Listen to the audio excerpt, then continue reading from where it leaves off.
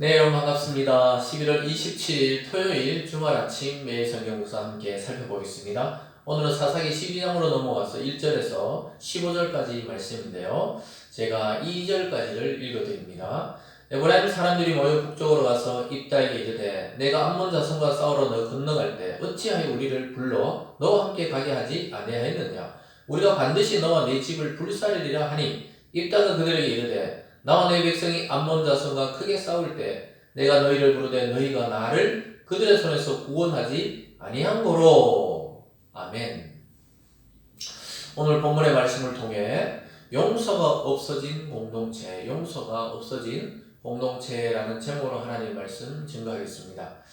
오늘 제목처럼 말이죠. 용서가 없어진 공동체는 결국 비극적 결말로 끝이 나게 됩니다. 한 가정의 부부끼리 또 부모와 자녀 또는 믿음의 공동체 교회 내에서 또는 우리가 다니는 직장이나 사업체에서 또 이 한 도시와 나라에서 용서가 없고 서로 비방하고 다투고 이렇게 하면 그 결말은 비극적으로 같이 망하는 것으로 끝이 나게 되는데요. 오늘 이스라엘의 한 지파인 이 에브라임 지파가 기드온 때도 전쟁에 승리한 기드온에게 와서 또 따지는데 오늘 입다에게 와서 따집니다. 그러나 기드온과 입다는 성향이 다르고 성격이 달라요. 기드온은 오히려 그들을 달래고 또 그들을 높여줘서 화해하고 또 같이 갔지만 입다는 그렇지 않습니다. 입다가 요청했을 때 이들이 들어주지 않았기 때문에 이 사람들을 완전히 징계하고 거의 멸종에 가깝도록 이 내분이 일어나고 내전이 일어나는 것을 잠시 후에 보게 됩니다. 어쨌든 오늘 첫 번째 보면 조롱과 위협이 있어요. 에브라임 지파가 입다와 길르앗 그 족속에게 와서 시비를 거는 거예요. 1절 끝에 보면은 우리가 반드시 너와 내 집을 불사르리라. 적을 무찌르고 온 이 동족 또 그리고 입다에게 정말 시기심이 났던가 봅니다. 자기들이 좀 큰 지파라고 또는 자기들이 좀 유리한 고지에 있다고 입다를 그냥 기생의 아들로 태어난 입다가 지도자 되는 거에 배가 아픈 거예요. 그래서 막 계속 위협하는 겁니다. 불사르겠다. 왜 우리하고 함께 안 했냐? 입다도 가만히 있지 않지요. 입다가 뭐라 그럽니까? 내가 크게 싸울 때 너희에게 요청했을 때 너희가 나를 구원하지 않았다. 그렇게 하면서 3절에서 이렇게 말씀합니다. 나는 너희가 도와주지 아니한 것을 보고 내 목숨을 돌보지 아니하고 건너가서 암몬 자손을 쳤더니 여호와께서 그들을 내 손에 넘겨주셨거늘 너희가 어찌하여 오늘 내게 올라와서 나와 더불어 싸우고자 하느냐. 이렇게 오히려 따집니다. 왜 전쟁을 하려고 하느냐. 너희들이 오히려 그 큰 힘을 가지고도 함께 도와주지 않고 나를 무시해놓고는 이제 와서 승리한 다음에 몫을 차지하려고 그러냐? 이렇게 따지는 거죠. 왜 나와 싸우려고 하고 전쟁을 하려고 하고 같은 동족끼리 싸우려고 하느냐? 이렇게 이야기했습니다. 그러나 에브라임이 결국은 듣지 않게 돼요. 그래서 오늘 두 번째로 보면은 동족 간에 큰 전쟁이 펼쳐지게 되고 참혹한 비극이 일어나게 되는 모습을 보게 됩니다. 4절입니다. 입다가 길르앗 사람을 다 모으고 에브라임과 싸웠으며 길르앗 사람들이 에브라임을 쳐서 무찔렀으니 이는 에브라임의 말이 너희 길르앗 사람은 원래 에브라임에서 도망한 자로 에브라임과 므낫세 중에 있다 하였습니다. 완전히 비난하는 것이죠. 에브라임이 도발했는데 입다가 참아야 되는데 기드온처럼 오히려 그래 너희들 잘났다 이렇게 하면서 오히려 높여주고 분란이 없도록 해야 되는데 입다와 길르앗은 그러지 않았습니다. 강한 힘을 가지고 있었기 때문에 오히려 그들을 압도해버리고 결국은 42,000명이라는 데는 에브라임 사람이 죽어나가게 됩니다.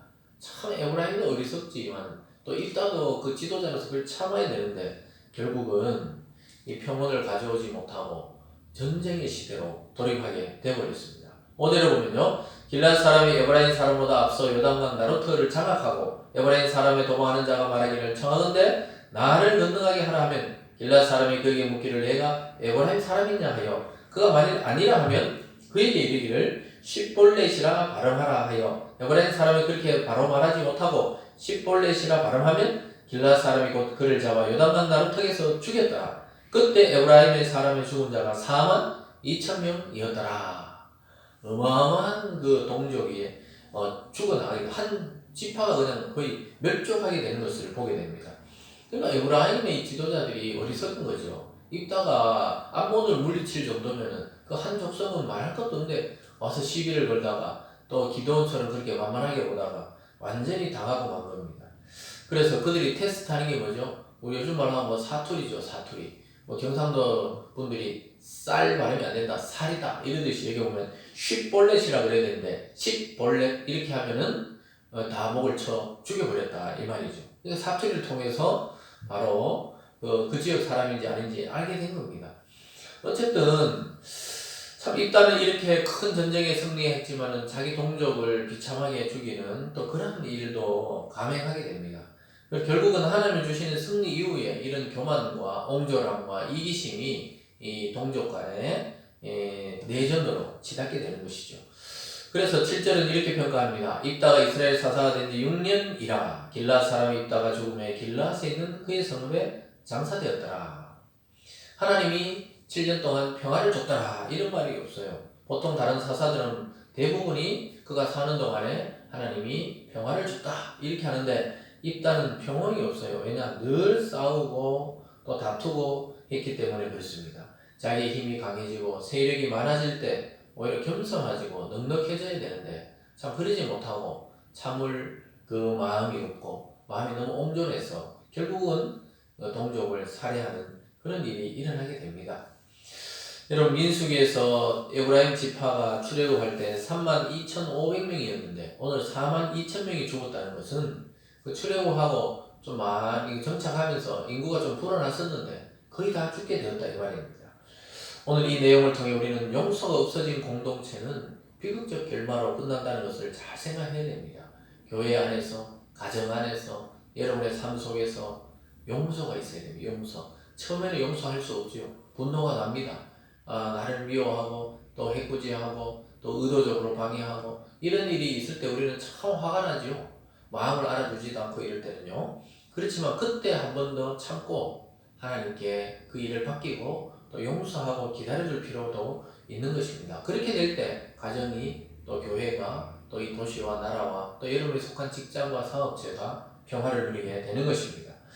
오늘 세 번째로 보면요. 8절부터 15절까지 세 명의 사사가 나와요. 입산, 엘론, 압돈 세 명입니다. 입산, 엘론, 압돈이 나오는데 변질된 지도자들의 대표적인 모습입니다.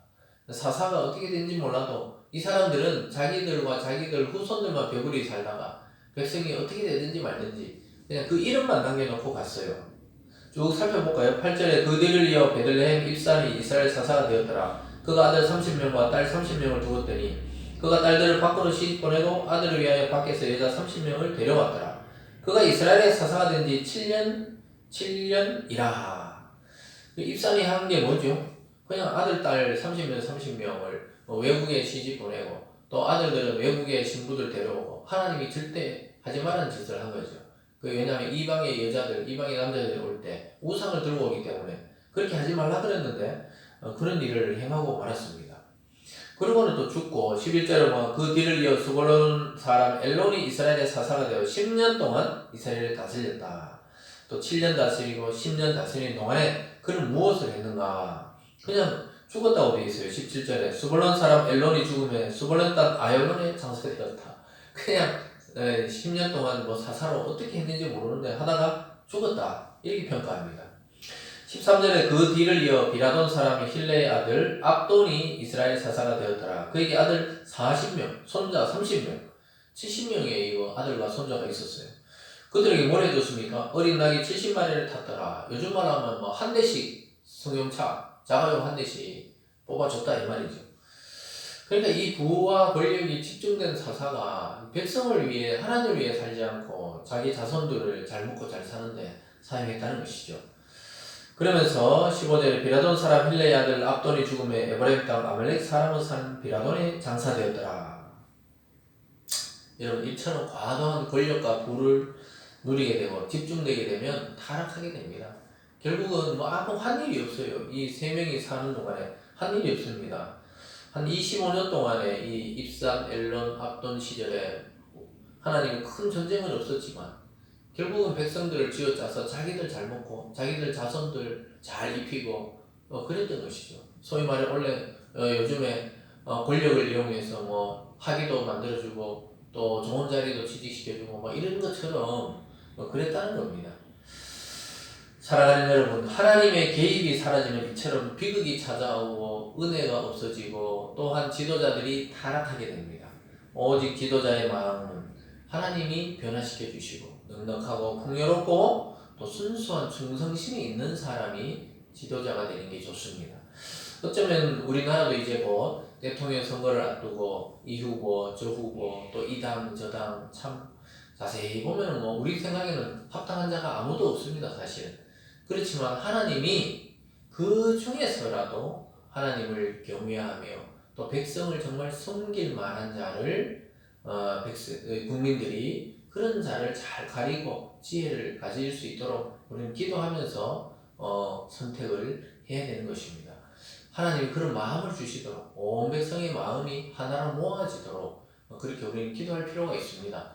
뭐 우리가 교회라든가 또 목회자나 기독교는 뭐 어느 사람, 어느 당을 지지하는 건 없습니다. 그렇지만 우리가 늘 기도하면서 보다 성경적이고 또 보다 백성을 위할 수 있는 자가 누군지 우리가 완벽하게 그 사람 속을 모르기 때문에 하나님이 그런 감동을 달라고 우리는 늘 성도들은 기도해야 되겠습니다. 어쨌든 용서가 있고 사랑이 있는 공동체로 여러분의 가정과 교회가 비극적 결말이 아닌 하나님 안에 아주 영화로운 그런 공동체로 변화되시기를 주님의 이름으로 축원드립니다. 기도하겠습니다. 사랑의 하나님 아버지 감사합니다. 용서와 사랑이 없는 공동체는 결국 메마르게 되고 싸우게 되고 비극적 결말로 끝나는 것을 우리는 보았습니다. 아버지 하나님, 하나님의 큰 사명을 입었던 있다가 그 넉넉한 마음을 가지지 못하고 옹졸하게도 자기 동족의 그 화내는 것을 받아들이지 못하고 결국 수만 명을 죽이는 데 이르게 되었습니다.